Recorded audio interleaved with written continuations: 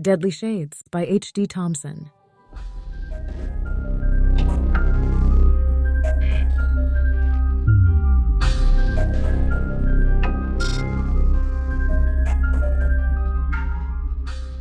Chapter 1.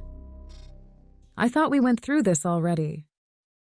Vaguely aware of the movement of people walking around her, Kennedy sat on a bench in the mall with potted plants on either side of her.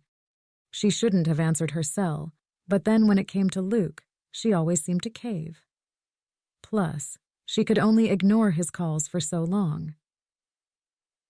You could have at least given me the respect to break up in person. Anger laced Luke's voice. Shit, Kennedy, we just passed the 1-year mark. She closed her eyes and struggled to bank the emotion wrapped around her throat. What could she say? He was right. We both know why you ran. His husky voice washed over her senses. I scare you. I make you feel. And you just can't stand that. A baby started bawling 10 feet away. Luke, right now isn't the time. There are crowds everywhere. We'll talk later, he insisted. Luke didn't give her a chance to argue. He'd hung up. She disconnected the phone and sat on the bench. She didn't like hurting like this. That's why she'd broken up. If she'd stayed any longer, the hurt would have just gotten worse and she couldn't handle that. She blinked back tears, but they spilled over her lashes. Where was her self-control? For God's sake, she was in a public place with people everywhere. She stuffed her phone into her purse, pulled the straps over her shoulder, and wiped impatiently at her cheeks with the back of her hands. She rose on unsteady legs and started for the exit. The idea of seeing Luke again in person made her stomach flop and her chest tighten, and her body. Her body was reacting in a very needy way. The idea of being in his arms again, to feel the weight of his body against her. Enough. Luke was just a man that was screwing with her head. Mentally shaking herself, Kennedy moved toward the main doors that led to the south parking lot. She didn't want to buy presents right now. She didn't want to deal with all the people milling around, shopping, eating, talking. A woman stepped in front of her. Kennedy stumbled to a stop and almost collided with her. Take these. The woman with a halo of blonde, chin-length hair and dressed in a black and white pantsuit shoved something at her. In reflex, Kennedy caught the item in both hands. What's this? Kennedy stared down at her hands. A pair of sunglasses of all things. She glanced up. Just take them, the blonde insisted. A strange light, fear, maybe anger, Kennedy didn't quite know, flared in the woman's brown eyes. I don't need sunglasses. They're not sunglasses, at least not any I've ever worn. The woman backed away. Just take them. Maybe they'll work better for you than they did for me. Before Kennedy had a chance to protest further, the blonde pivoted and lurched into the crowd toward the food court. Kennedy followed. 2 teenage boys bumped against her as she wove around people. Saturday and 2 weeks before Christmas, the mall was filled with shoppers in record numbers. Clutching the glasses in one hand, she came to a stop and searched the crowd. No sign of the blonde anywhere. Oh, heck, Kennedy muttered under her breath. Living in Phoenix, she was bound to come across some wacky people. It was such a huge city, but still. To get away from the noise and people and clear her head, Kennedy stepped outside and onto the sidewalk. Cool air brushed against her face. The crowds were far fewer here. She glanced down at the glasses in her hand. Frowning, she turned them over. Once. Twice. They looked like a pair of standard sunglasses. Sleek, modern, and expensive if she could go by the lenses and thick silver and black frames. Yet they were lightweight in her hand. All very normal. The woman must have been talking nonsense. Still. Kennedy opened the temple arms and ran a thumb over each. She'd never seen a material quite like it. Not plastic, yet not metal. Even with the temperature in the mid-70s and the sun's rays warming her skin, Kennedy shivered. What the heck?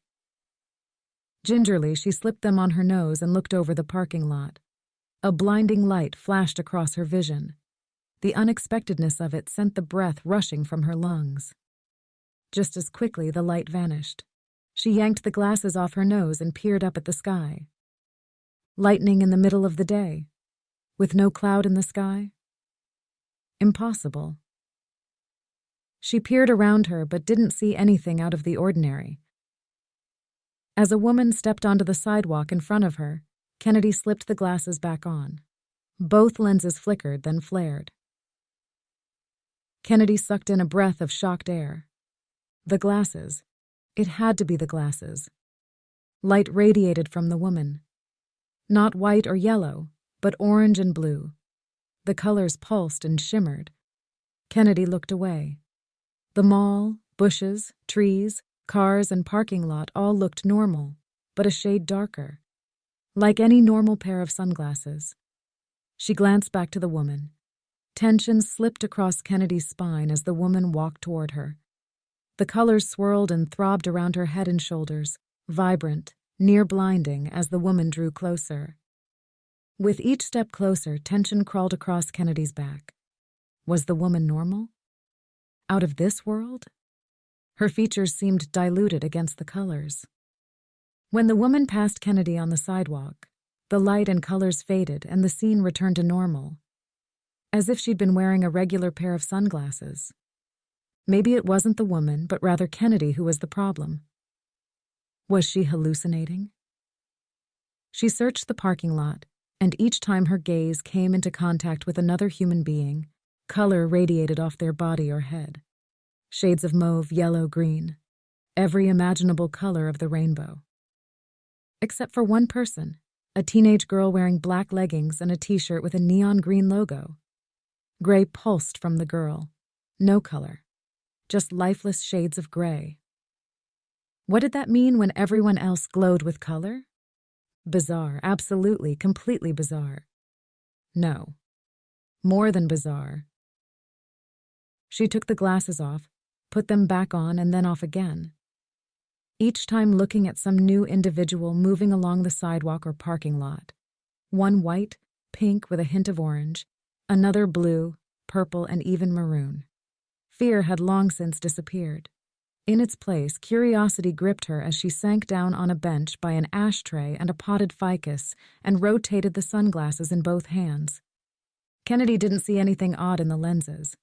Not glass, but not plastic. They might be thicker than usual.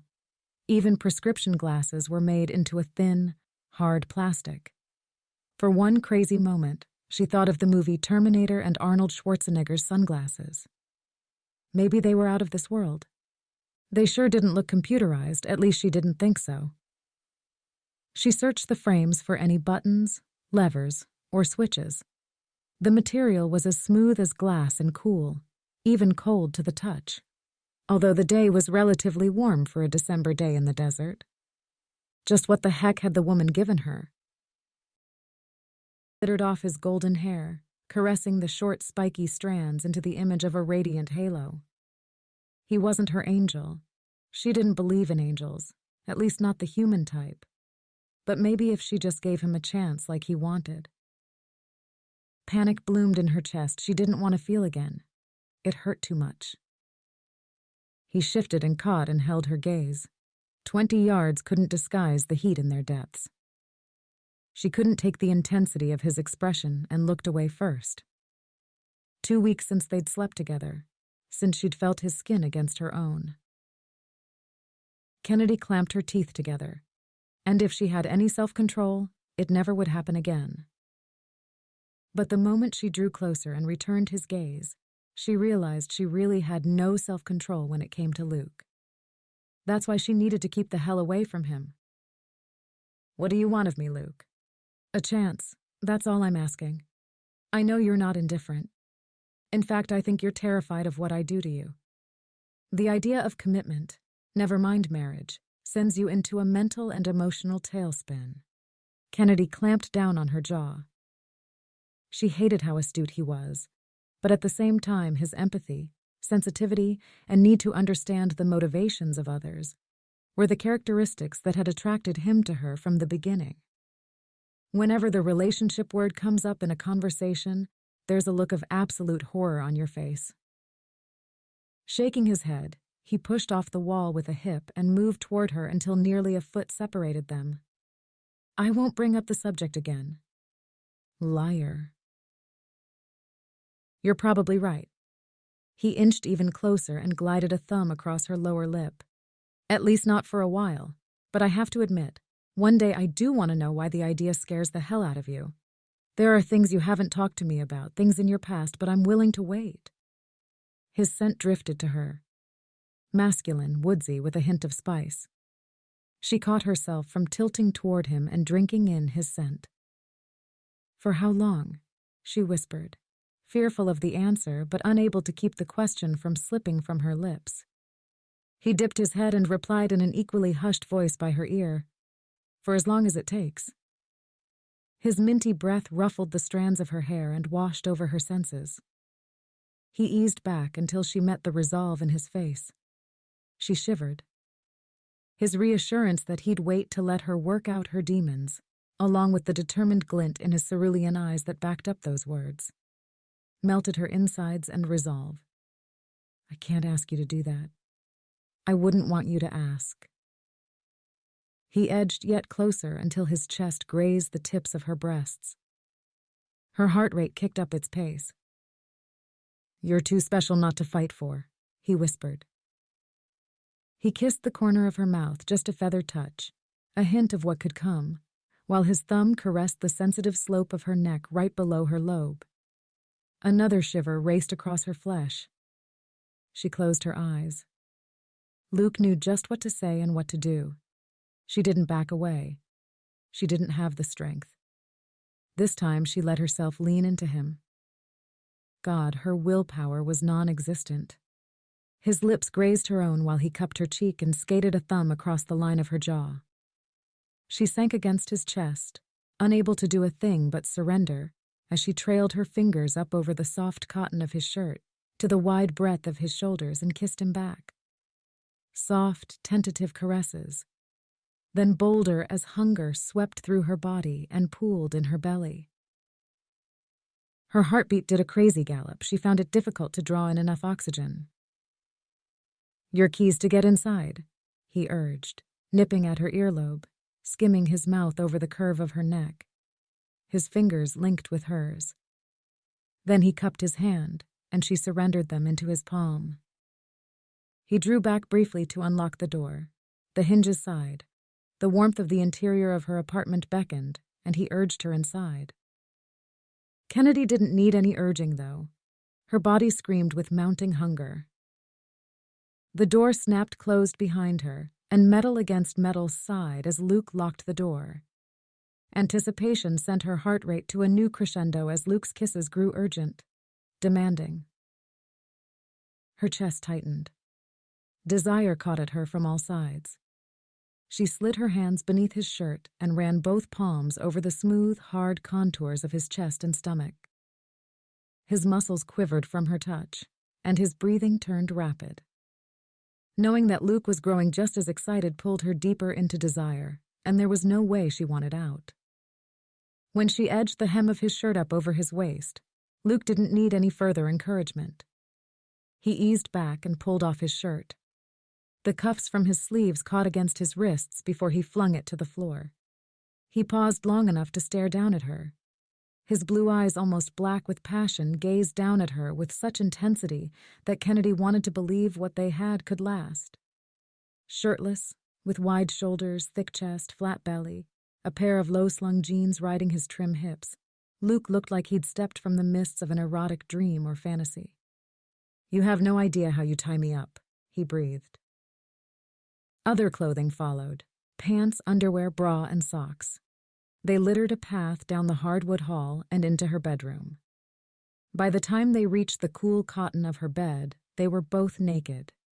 His skin against her naked flesh was intoxicating, addicting, and impossible to keep her hands off of. She slid back on the bed with Luke following. The mattress sank with their weight. The feel of his body from his chest to his hair-roughened legs was heaven. The heat of his erection burned against her belly as her thighs cradled his hips. He nipped at her bottom lip. She gasped, and his mouth moved over her own, his tongue delving, devouring, taking.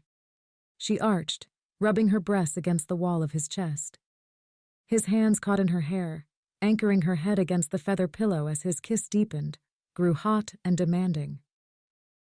Kennedy matched him with equal fervor, clinging, then clutching at his body when he entered her. She gasped, wrapping her legs around his hips, her arms around his back. He slid into her slick heat. The way he filled her so completely fanned her hunger and drove her closer to the edge. She rocked against his body, matching each thrust again and again, grasping his back, his hips, tightening her legs around him to urge him deeper.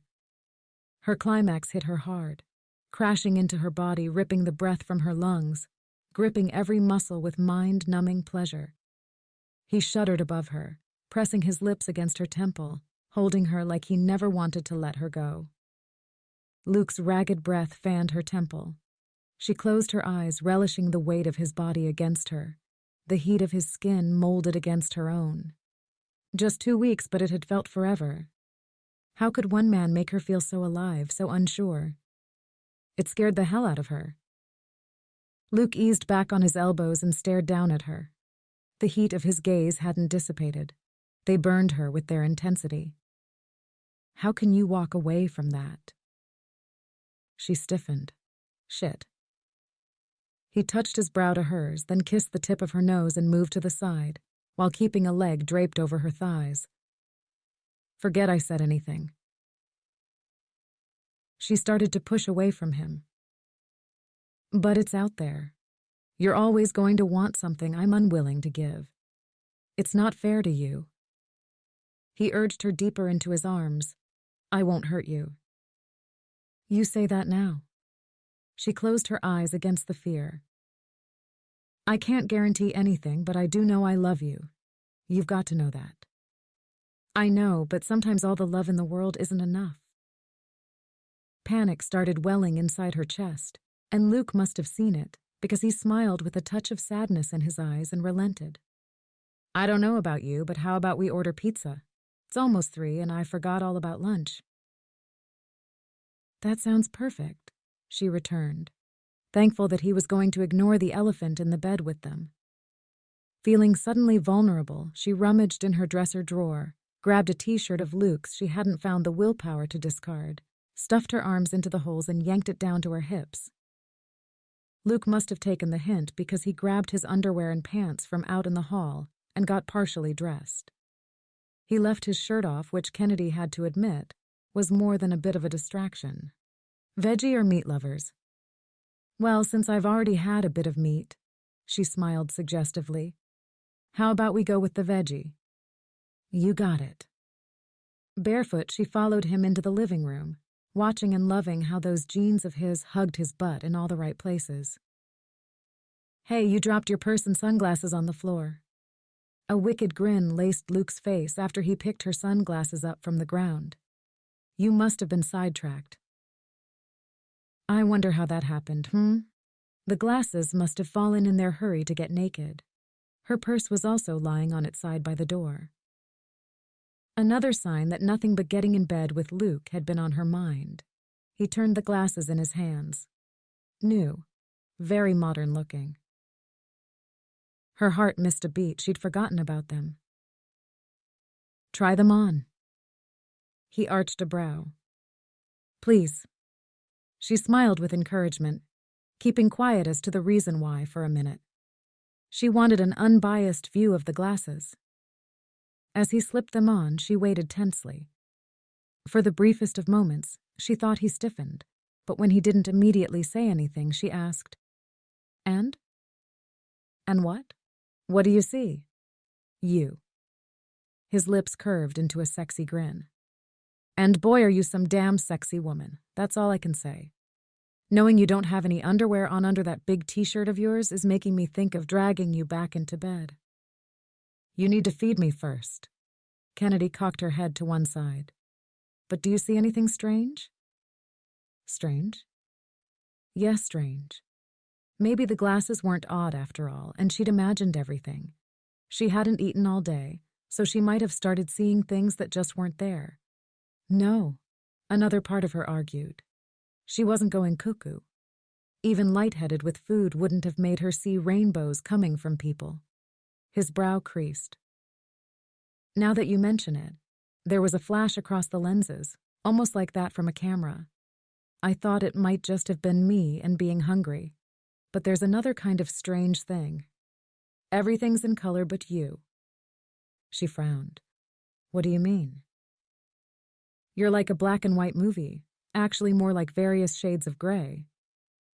He flipped them off. Kind of interesting. Where did you get them? A woman shoved them at me at the mall. I have no clue why.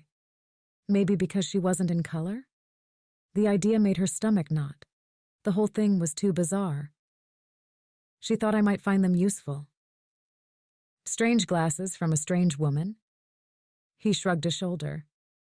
You get all kinds. He glanced down at the glasses, then offered them back to her. They look pretty expensive.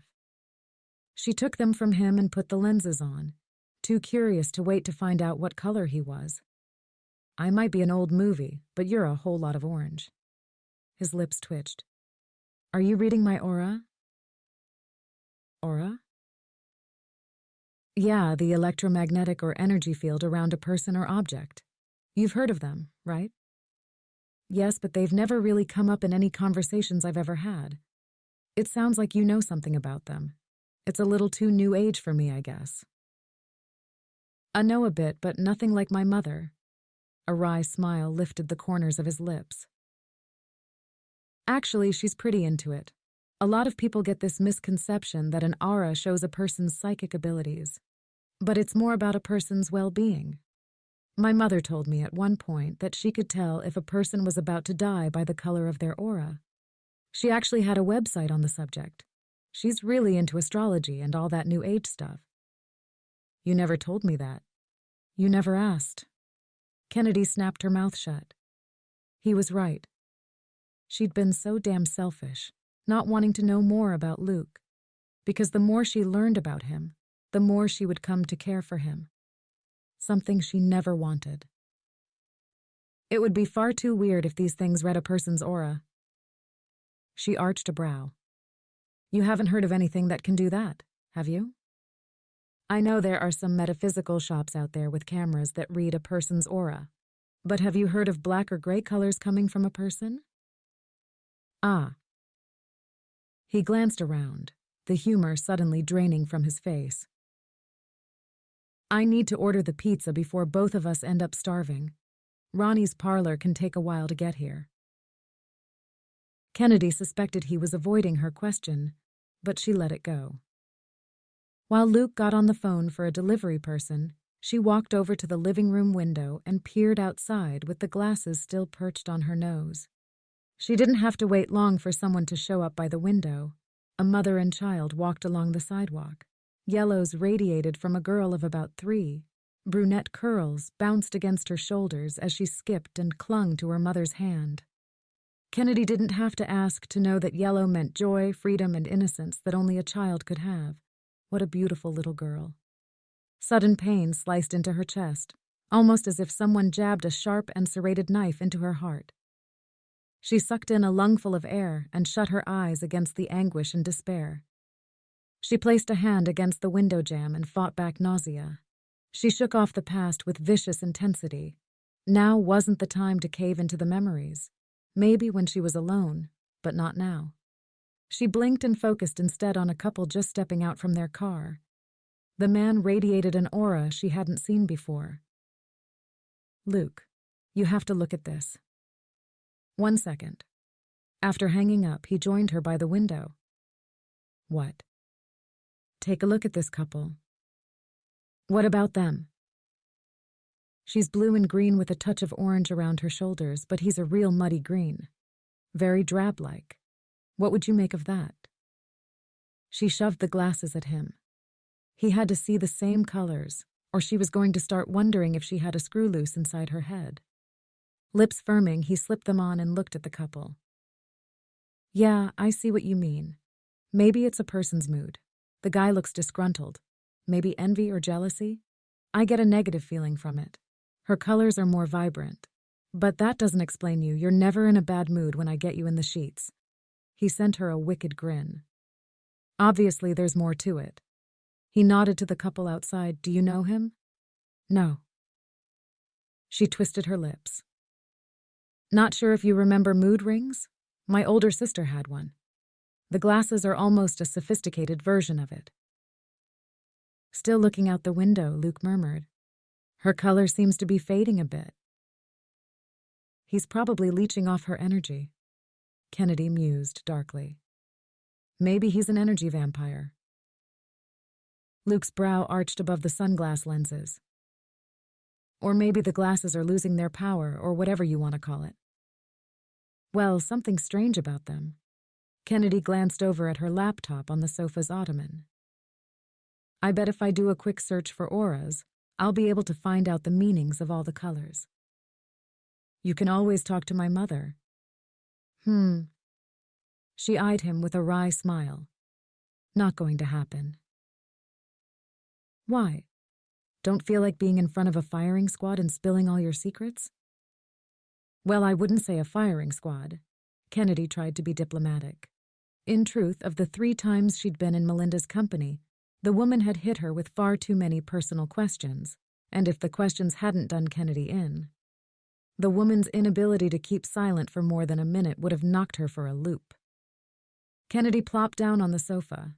Luke sank into the cushion beside her and set the glasses down by the laptop.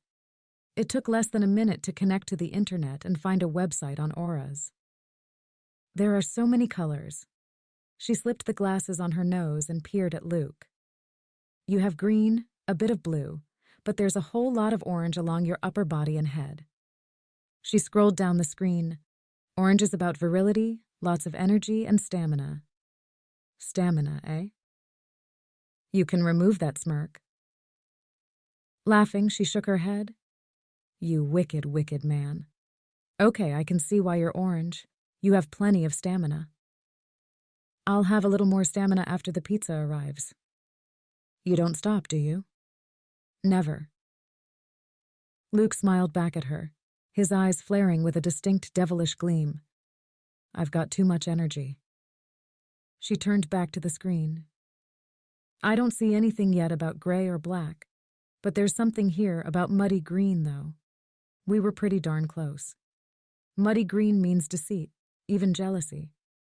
Glad I'm not the woman with that guy is all I can say. Maybe he's been cheating on her. Hence, the deceit. Or he's jealous of her career or life. You love trying to dig into a mystery when there isn't one. Probably too many true crime shows when I was a teenager. She scrolled down further on the screen. Here we are, muddy gray, black. It says that it's usually someone who suffers from depression or negative emotions. It might also be someone who is a drug addict or has experienced great trauma or torture. She didn't like where this was going, but some compulsion had her clicking onto another website.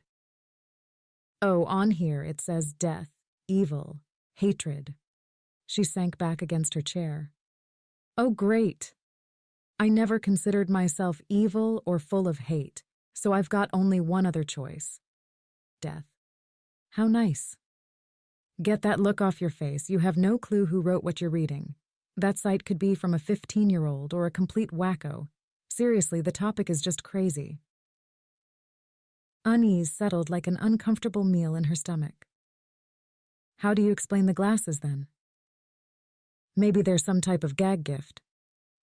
They look far too expensive for a gag gift. She waved the glasses at him. See for yourself. I've already tried them. His lips thinned. Try again. When he looked about to argue, she softened her voice. Please. I just want to make sure you saw what you saw. Frustration deepened his voice. Kennedy, I don't like this. Please.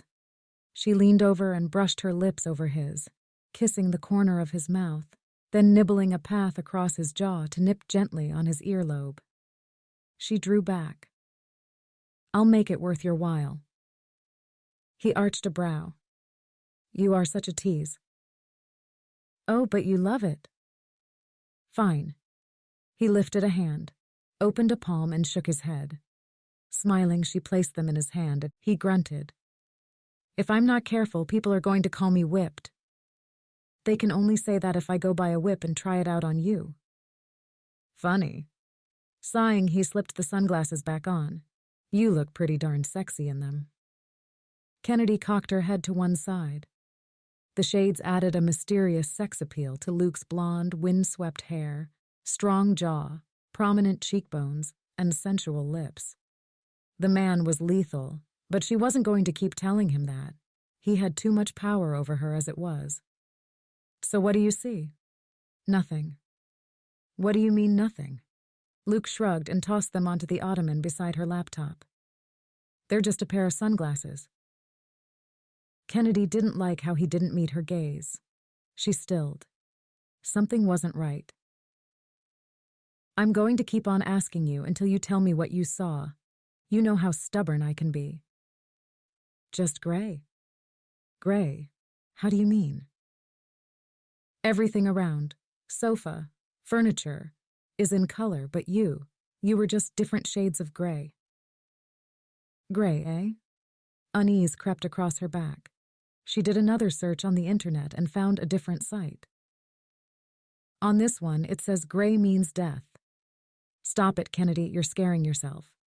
He clasped her wrist and pulled her hand away from the computer. This is starting to feel like some horror movie. They're just glasses. There's bound to be some type of explanation of why they do what they do. Still, it makes you wonder. There was this teenage girl I saw earlier. She was also all in gray. What if it does mean an untimely death? Just think of walking around and not knowing you only had a couple of days or weeks. Her chest tightened with fear. I'd prefer not knowing. I'm not sure I'd feel the same. If I knew, I'd make sure I did everything I needed to do. Prepare for it, so the people I leave behind aren't left with a mess. The ache in her chest expanded. She needed to stop talking like this before she started cracking. Forcing a smile, she apologized. Sorry, I'm getting morbid on you. I'll stop. Promise. She glanced over at the glasses still resting on the ottoman. They looked innocent enough. But were they? Exactly why would the woman give them to her? Because she saw something radiating from Kennedy? Could she be dying and not know it? Her stomach twisted and rolled. Maybe cancer was eating away at her insides? Or something far different? An accident? A violent death in the not-so-distant future? The room darkened, and for a moment, Kennedy thought it was caused by her equally darkening mood. But then she realized a cloud had crawled across the sky and covered the sun. A sign? A sense of foreboding crawled across her flesh. Chapter 3. Kennedy slumped back in her kitchen chair and shoved a partially eaten piece of pizza into the middle of the table. Now that I feel like I ate a horse, I think I killed a couple of brain cells from overeating. Luke half smiled. Speaking of brain cells, I've got to get home. I've got a report I need to finish up for work. There's a meeting first thing in the morning, and the boss is riding my coattails. Well, I think I'm going to have to go jogging to make up for all this calorie overload. How about you hold off until tomorrow morning and I can join you? I need to get my daily jog in, and I can still go tomorrow. She didn't want to tell him how she needed to get out there, burn some energy. Forget about the glasses, auras, death, and the little girl in the parking lot. What's wrong? Luke asked. Nothing. You're shutting off. At his words, she tensed and didn't try to keep the irritation out of her voice. Luke, you said you wouldn't go there. The problem is I don't know where is. There are so many off-topics that I've stopped counting. Her lips firmed. She felt that familiar panic welling up inside her. That and claustrophobia pressing down, suffocating her. She couldn't take it. Luke was pushing too much. They were heading down the same direction they always did. She felt a fight coming on, and there wasn't a thing that was going to stop it. Same argument, different day. She should never have let Luke back into her apartment. I like my privacy and I want to keep it that way. Privacy is fine, but a person can take it too far, to the point where it leads to a very lonely life. I'm fine with that. Better that than dealing with the pain of letting someone into her heart. Tension radiated from Luke, and Kennedy didn't do a thing to alleviate it. Maybe it was better this way, have him angry at her. Anger was much better to deal with than pity. He stood up, his posture and movement stiff. It's getting late. It's time I left. She didn't argue. She knew he wanted her to stop him, but she wasn't going to. Not now, and probably never. Fear kept her lips firmly shut. She knew something was wrong with her. She'd never gone to a psychologist. She didn't need a diagnosis. But maybe if she'd let him stay, talk it out, and try to work things out. She closed her eyes briefly, momentarily bereft of the possibility of never witnessing his quirky sense of humor, seeing his sexy half-smile, or feeling his arms around her. When he walked to the front door, she didn't get up, didn't look his way. The click of the door shutting sounded far too final. Kennedy fought back the pressure constricting her throat, the burn against the back of her eyes. It was better this way, broken. Alone. Quiet permeated the apartment. No television, no ticking clock. She couldn't even hear the hum of the refrigerator. The silence was deafening, hitting her from all sides. Kennedy jumped to her feet. She needed to get out, do something. Jogging. Yes. Probably the only thing that would help calm the restlessness boiling inside her. She hurried into the bedroom, didn't look at the messed-up bed, the top covers no doubt trailing along the side of the bed to touch the carpet. She tried not to think of Luke stretched out and naked in that very bed, with that half-smile of his and those lethal bedroom eyes. After pulling off her oversized shirt, she tossed it in the hamper, grabbed a pair of black workout shorts and a sleeveless shirt. With her feet in a pair of runners, headphones, and cell phone, she hurried back into the kitchen and grabbed a water bottle. On the way out, she eyed the sunglasses on the ottoman and decided to bring them along. What the heck? So she might be a little addicted to the things. Sliding them over the bridge of her nose, she locked up behind her. She got in the car, took a deep breath, and turned the car's ignition with a quivering hand. As she guided the car from her parking space and drove through the apartment complex and to the main exit, she wrapped her hands tighter around the wheel to keep the shaking at bay. No matter how many times, she always struggled those first few minutes behind the wheel to get the trembling under control. Maybe one day that might change, but for now she'd just have to deal with it.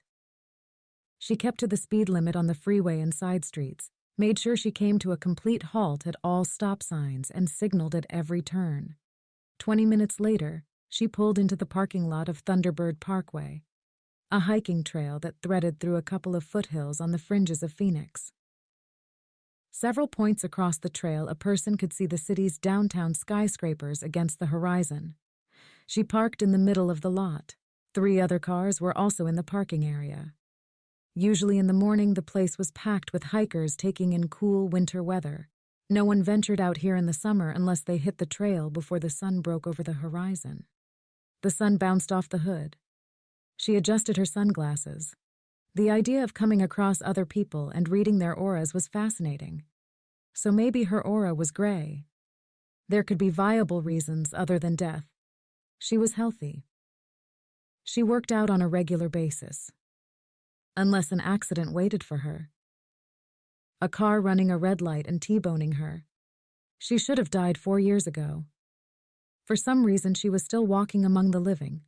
But was she really living? Yes. She walked, talked, ate. Even so, she didn't drink in everything life had to offer. She went from day to day, not caring about what happened to her. Death sounded like a blissful escape. In reality, she was a walking zombie. Or more like a jogging zombie. Maybe that might be the reason she was an ugly gray, because she was only existing. Or worse. The unsettling thought wouldn't go away. Maybe she lacked color because she'd cheated death, and it was coming back after her. Kennedy shrugged off her dark thoughts. After slipping her smartphone and keys in a zip-up pocket and tuning into some indie music, she jogged toward the first hill. It was uphill for a good half-mile. She hated this part, but at least she got it over with in the beginning. But she loved the last part, almost all downhill and blessed shade. Her heart pounded. Sweat trailed down one temple. The sun dipped lower in the sky. On her way up, she came across a number of hikers going in the opposite direction, all colored with different auras. Not one bit of gray, normal, which led to her being abnormal. She focused on the trail. Protruding rocks and shrubs littered the path. If she wasn't careful, she might land on her face. As she climbed the trail, fewer people appeared. The main path circled around a foothill. Prickly pear, palo verde trees, and desert shrubs scattered the desert on both sides of her. Shadows elongated and clung to the mountainside by the time she reached the halfway point where she started to circle back around. On this side of the mountain, only a few ranch-style houses sprawled across the valley below. No sign of movement from any of the properties. Heart racing, she pushed forward. Her lungs burned. She unsnapped her water bottle and took a swig. She didn't slow and water splattered her cheeks. Focus momentarily diverted, she tripped over a protruding rock cemented to the packed dirt. Her hands sprang up for balance and the water bottle went flying. Her ankle twisted to the side. She gasped. Pain flared across muscle and tendon. She stumbled to a stop and caught her breath. "Damn it," she grunted to herself. Stepping forward, she tested her right ankle and winced. "Good going, you clumsy oaf." Just what she needed. A good mile back to the car on a sore ankle. She guessed it could have been worse. She might have lost her keys, which could easily happen. Tensing, she quickly patted her zipped pocket and felt the jagged lump of her keys. Thank God for small miracles. Now, if I could just find my water bottle. It took all of 2 seconds to find it. She grabbed the metal container, butted up against a rock, and snapped the top closed before any more water spilled out. Even though the sun had dipped even further, Kennedy decided not to push her body and jog the rest of the way. The last thing she needed was to slap the ground with her face. Then she'd have a heck of a time getting out of the place. Tentatively, she moved down the path, testing her ankle with each step, unable to walk without a distinct limp. Footsteps against gravel pulled Kennedy from her thoughts. A hiker appeared from the curve in the trail. His figure waved, dimmed, and darkened. Even with the fading sun, Kennedy easily distinguished black rays radiating from his body. His clothing, shoes, hair, arms, pulsed pure, undiluted black, not muddy gray, indigo, or deep, dark green. Just pure black. Uneasiness crawled along the back of Kennedy's neck and into her chest. The only word that would describe the feeling rolling toward her was evil. The sun hung low in the sky. She hadn't seen another hiker for a while. Tension cut a swath across her shoulder. Her heart rate kicked up. The hiker continued toward her, bulky shoulders, thick arms and legs. She thought to lift the glasses to get a better image of him because the black aura masked the rest of his features, but decided against it. She'd just look odd and draw attention to herself. She touched the phone in her pocket. A lifeline. Okay, she was getting way out of hand and paranoid. She didn't know for sure what these glasses really told her. Oh yeah? Then why the black? She'd seen someone radiating muddy green, and the guy had looked far from happy.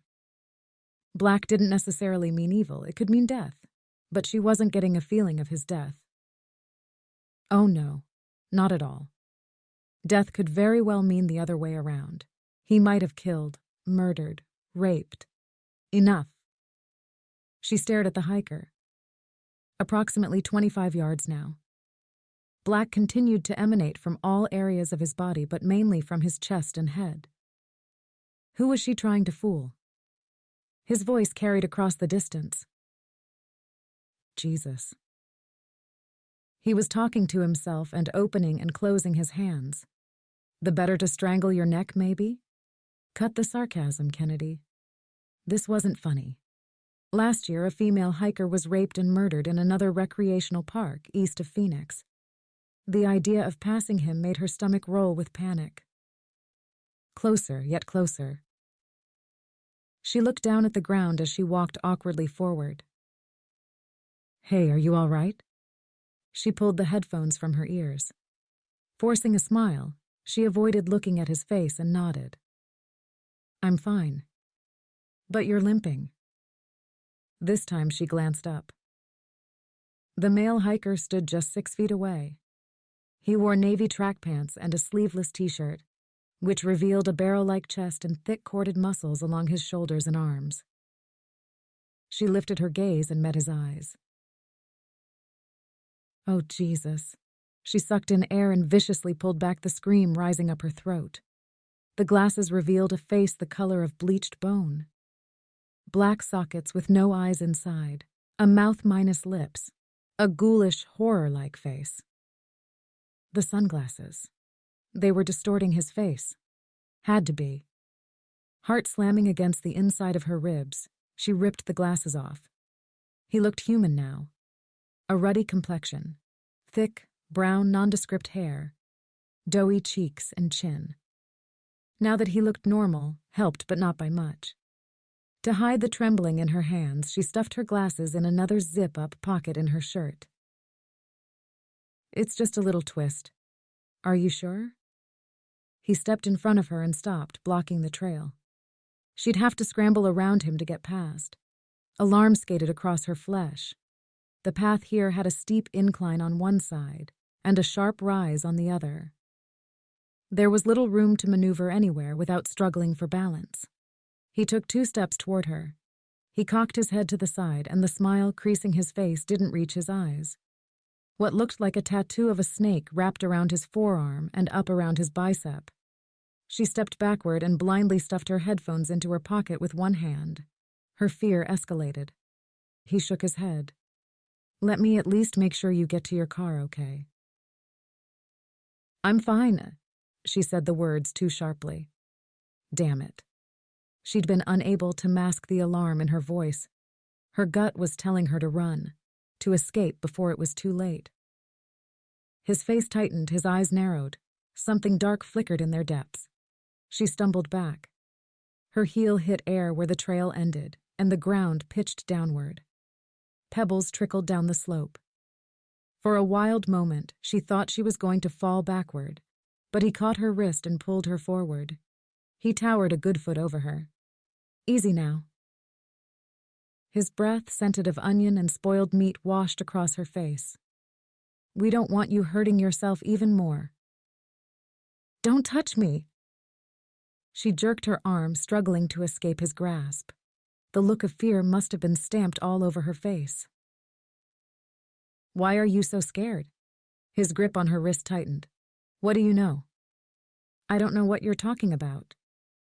Liar, you know. A muscle in his jaw twitched. His voice dropped to a whisper. She knows something, doesn't she? He nodded. I think she does. Oh, God. He was talking to himself again. I don't know anything, she insisted.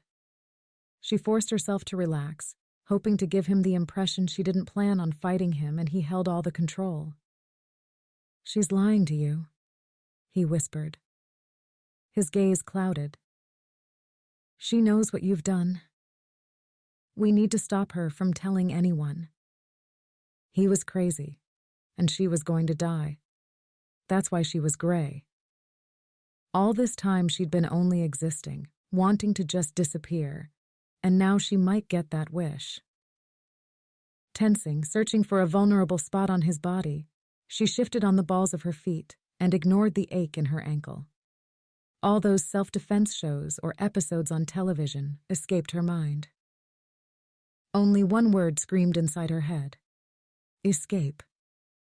Throwing her body backward, she put all her weight into pulling her arm from his grip. She slipped from his grasp. His gaze snapped wide. Twisting around, she scrambled down the incline. A road below circled the hill and led to the parking lot and the main street. On the other side of the street, help beckoned. A neighborhood, high school, and church. Damn it, to hell with her ankle, she could do this. She was a runner, in shape. She could outrun and outmaneuver him. She had to. Kennedy heard him scrambling after her. She didn't dare look back, only about 30 feet away from the paved road. If she could get there in one piece, she could sprint the rest of the way to the car or the main street. She ignored the searing pain cutting into her ankle and radiating up her calf. She fumbled for her pocket, managed to slide the zipper and get at her phone. She needed a backup plan.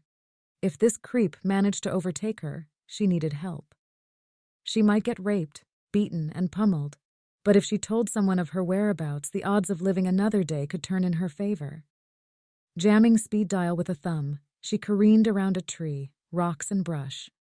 Luke answered on the second ring. "Luke," she gasped. "I'm at Thunderbird." "You sound like something's wrong." "Call the police," she gasped out. "Someone's after me." Her foot hit a large rock. Her bad ankle twisted. She cried out. The phone slipped from her hand and flew into the darkness. She flung her hands out for balance.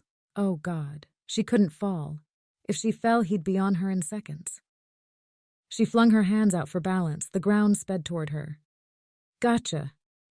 The hiker's fingers caught in her hair. He yanked her backward by a clump of her hair. She cried out. Pain cut into her scalp. She struggled. Gravel kicked up as she tried to twist away. She clutched at her hair and tried to pull the strands from his grasp. Dusk clung to the landscape. Shadows darker than the others slumped against the ground. Neighboring houses. A faint light beckoned in the distance. "Help!" She dragged in a lungful of air, then screamed, "Someone help me!" He struck her from behind, knocking the wind out of her and throwing her to the ground. Her head hit the ground. Her vision turned black. Then nothing. Chapter 4.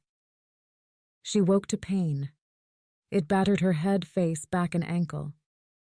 She lay on her stomach, her hands under her and her cheek pressed against something rough and unyielding. Footsteps against gravel sounded to her right. She gingerly opened her eyes. Her blurred vision slowly focused. She was lying on the ground in the parking lot. Her car rested but 20 yards away. The hum of tires against asphalt reached her ears, then faded. Again more tires.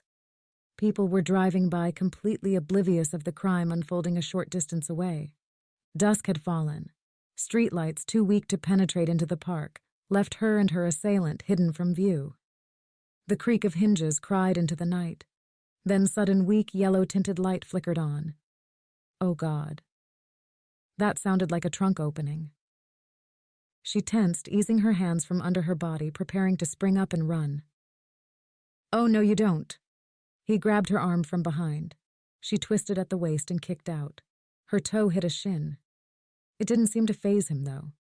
The bastard didn't release his vice-like grip on her upper arm, but lunged to the side and yanked her up and toward a car. She fought back, slamming the heel of her palm against his cheek, lashing out with her good leg. His thick body, strangely agile, easily deflected each of her blows. He slapped her head against the side of the car. Briefly, she saw the car's trunk partially open, before light flashed across her eyes. She sank to her knees. Bowing her head, she blinked several times. The pressure of her shirt dug into her throat as he held her up from the collar. If he put her in the car, she was dead. She couldn't let that happen. Her peripheral vision faded as she struggled to keep air in her lungs. She hung forward by her shirt, intentionally acting as if she'd fainted. She heard hinges protest again. Oh, God, he was opening the trunk wider. He planned to dump her in there. She waited, letting him pull her up and along, her knees dragging against the rugged ground. She waited for the perfect moment. She waited for that one chance. Opening her eyes, she almost lost it. A naked body rested inside the trunk. Tangled blonde hair obscured the woman's face. Bruises the color of crushed red grapes littered her naked legs, arms, and breasts. Kennedy jerked away, slamming her head up into her attacker's face. Twisting, she tried to scramble from his grasp, but hands, like pinchers, dug and circled both of her arms. He sneered. "Think you're pretty smart, eh? Think again." She couldn't reply or scream back because his hands wrapped around her throat. Blood dripped into her face from a bloody nose she's given him from slamming her head into his face. The bastard wasn't going to win. She couldn't see his eyes. Night obscured their color, but nothing could shield the rage emanating from him. She had seconds before she passed out. Words from a self-defense program flashed inside her head. She didn't care how gruesome, how sick the act. She wanted to survive, to live. Grinding her teeth, she grabbed both sides of his face and dug into his flesh. She had seconds. With her nails digging into his temples, she thrust her thumbs into his eyes. His hands tightened on her throat. Rage and fear goaded her, giving her a strength she didn't think capable of. She shoved the pads and nails deeper into his sockets. He screamed and convulsed against her, propelling her up against the car. Somehow she found the strength to latch on as he stumbled away from her. She pushed beyond the wet tissue and into his brain. A high keening noise welled past her throat as they fell, and she landed on top of him. She scrambled off his prone body, fought off nausea, and dragged in several ragged breaths. As she scurried backward on her knees, she stuffed her forearm into her mouth to smother her cries of horror. Pulling herself up, she found her legs couldn't carry her weight. Metal protested against her bare arms and shoulders as she slid roughly against the car's side. The light from the truck glowed a sickly yellow across the ground and her exposed legs. Pebbles clung to the bloody scrapes across her knees and shins. She tried not to think of the body still inside the trunk or of the attacker just yards away. A crazy miracle, but she'd take it by God. The hum of tires on asphalt sounded from the street. Cars passed, the people inside unaware of the life and death drama having unfolded. She'd just killed a man with her bare hands. So far, this time she didn't crumble under the crushing weight of guilt. But that other time, 4 years ago, she'd killed 2 innocent people. People who didn't deserve to die like tonight. The beam of a car's headlights flashed across her. Tires kicked up dust and gravel. She shoved back the hair from her face as the sound of feet hitting dirt pounded into the stillness. "Kennedy, Jesus!" Luke cried out. He knelt in front of her, his hands whispering over her arms, hands, legs. Fear thickened his voice, making the words almost unintelligible. "Are you hurt? Anything broken?" "I tried to get here as soon as I could. I was terrified. I called the police. I thought they would get here before me, help you in some way." She tried to smile with reassurance, but she suspected the movement looked more like a grimace. "I'm okay now. Nothing broken. At least I don't think so. I can't say the same about the guy who tried to kill me. Somehow, some way, I managed to get the better deal." "Who is he?" "I don't know. Some sick freak. There's a dead woman in his trunk. I think he thought I knew what he was doing. It's the glasses. They revealed what type of person he was. I overreacted, and he must have jumped on the idea that I knew what he was up to." His lips brushed her cheek, her temple, while he continued to stroke her hair with shaking fingers. "I almost lost you, Kennedy. Do you know that? I would have gone crazy if something— Damn it."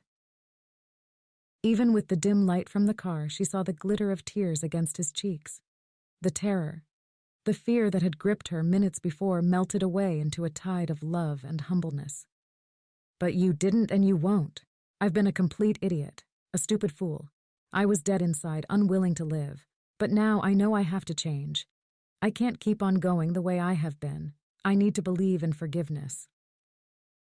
"What do you mean?" Sirens sounded in the distance, growing stronger with each painful drum of her heart. She looked over Luke's shoulder and couldn't yet see the police or ambulance lights.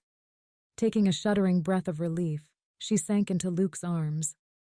Later, when things have calmed, when we're alone and have time. Time, I used to think of that as a 4-letter word. She shifted, and that's when she noticed something resting in the dirt by her side.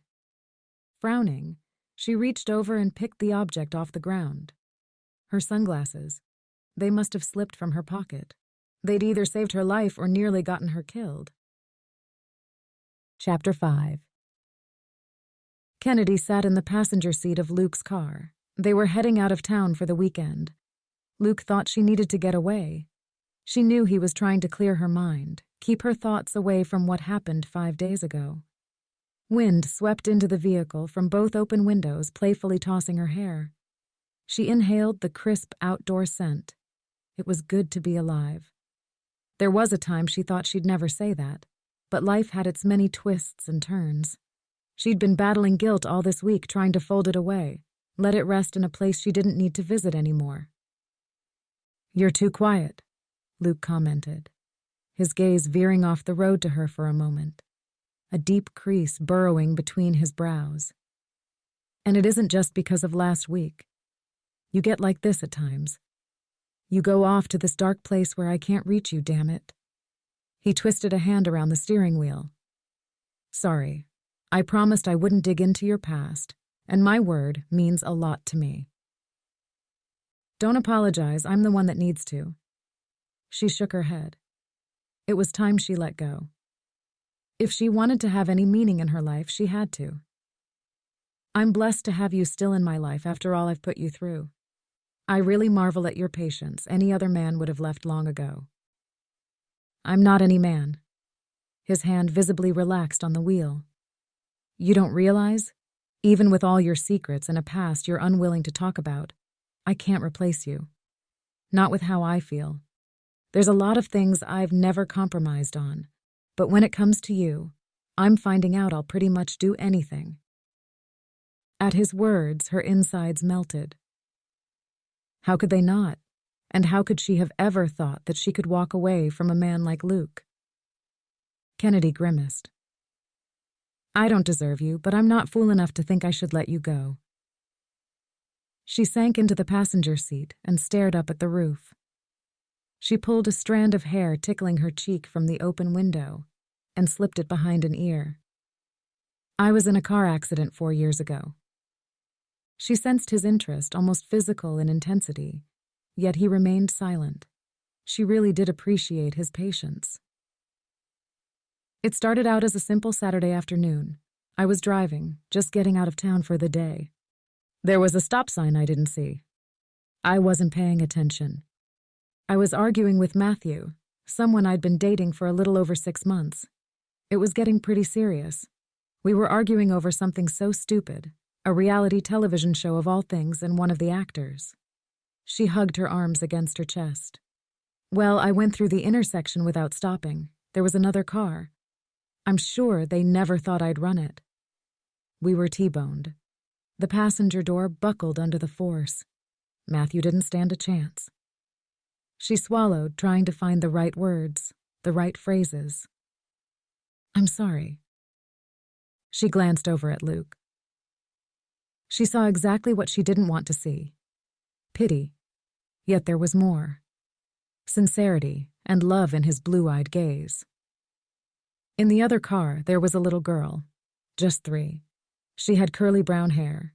She didn't have her seatbelt on. She was ejected from the car. She was dead before the ambulance arrived. "Jesus, Kennedy, You can't tell me it wasn't my fault. Don't even try, because it was. I took full responsibility. The family was surprisingly forgiving and invited me to the funeral service. I showed up, but God, it broke my heart. All that pain because of me. And then there was Matthew's family." "Kennedy, I understand now. I feel like such an ass." "How could you know? I wasn't exactly forthcoming. I'd fly at you if you so much asked me a question about anything in my life." "What about your parents, your family?" "They tried to understand, but really, it's pretty hard to empathize. So you dealt with it on your own." "As best as I could, which wasn't very well." But you're getting there. Yes. Slowly. Surely. These last couple of weeks have been a catalyst. First with you. You've been the reason why I want to change, to believe that I'm deserving of love. But in order for that to happen, I know I need to forgive myself. Then the night when I was almost killed led me further forward in healing. Luke exhaled in a loud rush. I wish I'd known. I wish I'd been there to help you. I didn't give you that chance. She reached over and brushed her knuckles against his jaw. He pressed his cheek against her hand and briefly closed his eyes. Now, though, if you're willing. God, yeah. He glanced her way. The intensity in his gaze matched his words. You don't know how long I've waited to hear words like that from you. She reached into her purse resting by her feet on the car floor and pulled out the sunglasses the woman at the mall had given her. She slipped them on her nose and looked over at Luke. The glasses flickered, a white slash of light sprang across both lenses. Then Luke's face came into focus. Green and blue with a hint of white radiated from his being. She remembered searching the internet on the different aura colors. Green and blue. Creativity and love. Beautiful colors just like the man. Pull over and try them on. She slipped the glasses off and offered them across the car's console. I want to know what you see. Luke's lips firmed. This sounds far too familiar. How about this time, though? We don't go there, Wouldn't it be better to leave it alone? Luke urged. His hand visibly tightened around the wheel again. What if it's the same gray? What then? You might wonder if death is still coming even after your near brush with it with that killer. You'll be a wreck if that's the case. Please, she whispered. I need to know. I'm pretty sure the colors aren't about death. I thought that at the beginning. But I think there's more to it. Sighing, he pulled the car over to the side of the road. After taking them from her hand, he slipped them on. She waited tensely as he turned and regarded her. She saw her reflection in the lenses, but the image didn't reveal the tension, the fear tightening her chest. Well? His lips twisted, then he yanked the glasses off and tossed them her way. She caught them in midair. Green. Green? Yes. A beautiful emerald green, with a hint of yellow. Kennedy searched his face, looking for signs of lying. Luke didn't lie. At least she'd never seen or caught him in one. She melted against the buckle seat of the car. Satisfied? Luke asked, a half-smile playing across his lips. Oh, yeah. Between her thumb and index finger, she twirled the arm of the glasses. You know, I have a good idea the gray wasn't about death. Not in the literal sense. It was about not living, about existing, and little else. The green just told me what I suspected. I have color now because I want to experience everything life has to give me. I have faith, something I thought I'd never regain. Luke guided the car back onto the road. With a flick of the wrist, she tossed the sunglasses out the window. She stared at the side mirror of the car and saw the frames bounce across the tarmac and land on the side of the road. They disappeared from view. It felt right letting them go, along with her past. The end. Thank you for listening to Deadly Shades, the first episode in the Shades series. I hope you enjoyed it. I loved writing about Kennedy. Fear has such a motivating influence. It really can cloud one's judgment. For news on latest releases, contests, and other news, you can sign up for my newsletter at hdthomson.com.